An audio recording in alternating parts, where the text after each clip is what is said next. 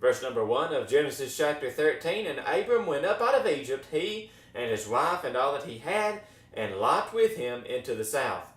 And Abram was very rich in cattle, in silver and in gold. And he went on his journeys from the south even to Bethel, unto the place where his tent had been at the beginning, between Bethel and Hai, unto the place of the altar, which he had made there at the first, and there Abram called on the name of the Lord. That's where Abraham called on God's name, at that place of that altar. So look what happens though. Verse number 5, and Lot also, which went with Abram, had flocks and herds and tents, and the land was not able to bear them, that they might dwell together. For their substance was great, so that they could not dwell together. And there was a strife between the herdmen of Abraham's cattle and the herdmen of Lot's cattle. And the Canaanite and the Perizzite dwelled then in the land. So we see here that as Abram apparently made a decision, a fresh decision to serve God and to live for God, you would hope that things would go right from then on out. But we find in the very next paragraph, after in verse number 4, Abraham called on the name of the Lord, he apparently recommitted himself. We find in the very next paragraph the beginning of a problem. Serving God does not mean everything will go well for you in life. It does not mean that everybody will love you. It does not mean that everything will go right for you. In fact, it could mean the opposite. What did Jesus say? Jesus didn't tell us that he was come to bring everybody together, but he gave us the principle that he had come to separate families. He said that family members would be separated from each other. And we've seen that played out down through the years of history. In the history of Christianity, as many people have accepted Christ as their Savior and was thrust out of their family.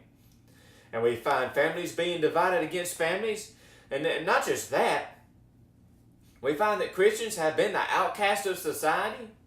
We find that even in our own personal lives, it seems as if when we make a decision to serve God, maybe you make a fresh start, a fresh decision, or you rededicate yourself to the service of God, as you maybe have slid away from that just a little bit. Maybe you have dedicated yourself to a work that God has called you in. Whatever it may be, it seems as if it's very likely that when you make a decision to stand, to serve God, that the odds are going to come up against you before too long. I have seen that happen in my case as well. But what's the good part? Well, there is a good part to this.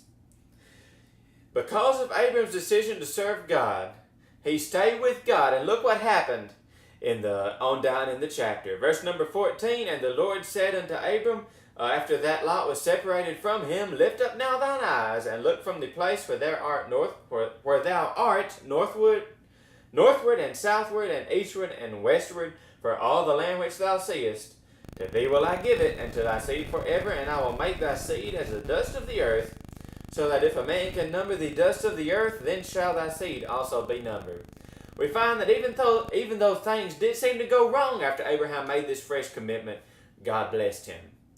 If you will stay the course, if you will keep fighting the good fight, if you will keep serving God, you will find blessings in the end. Though the path getting there may have some hard places, may have some rough stones, and you may have to pick your way through some briar patches, but one way or the other, you will end up with the blessing in the end.